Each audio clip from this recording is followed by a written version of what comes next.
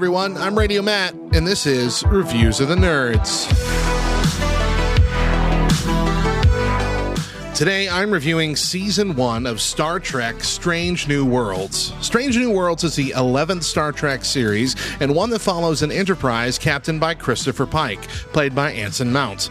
This show is technically a spin-off of Star Trek Discovery, as Mount's Pike was first featured there during Season 2, along with Ethan Peck's Spock and Rebecca Rummugin's character of Number 1. But aside from one bad experience that Christopher Pike had during his time on Discovery, not very much carries over to Strange New Worlds. In fact, Strange New Worlds feels a lot more like Star Trek from the 90s and 2000s than it does its current generation counterparts on Paramount+.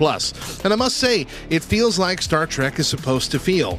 Don't get me wrong, Discovery has been an interesting experiment. Picard has been fun and intense. Lower Decks is a great laugh and non-stop fan service, but Strange New Worlds is exactly the kind of show I think of when I hear the word Star Trek.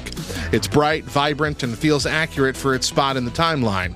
It almost appears that technology has gone backwards from Discovery to this show, but at least now it's more accurate leading into Kirk's story in the original series.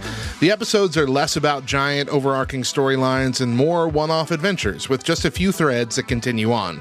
They even managed to pull off a story that feels like a holodeck-centered episode in a time before holodecks existed. But the best part of this series for me is the cast. Anson Mount's Pike is a fantastic character and easily one of my new favorite all-time captains. Ethan Peck as Spock is incredible. He plays the role very well, even besting Zachary Quinto's portrayal in my opinion. There are also plenty of new characters to fall in love with, but perhaps the biggest surprise for me was how much I enjoyed following the story of a young Uhura, who spends the season on board for a training run.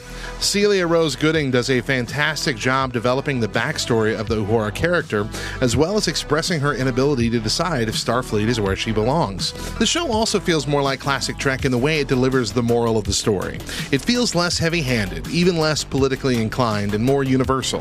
There's even a good episode early on that supports holding on to a religious faith.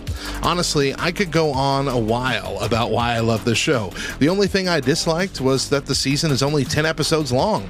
I could do for a full 24-episode season, but I will take what I can get. Season 2 is coming next year. If you long for the feel of TNG, DS9, or Voyager with the aesthetics and technology of the original series, Strange New Worlds is the show for you. It streams exclusively on Paramount+. Once again, I'm Radio Matt, and remember, belief can be the difference between victory and defeat. Get a crew to believe in miracles. They might just give you one.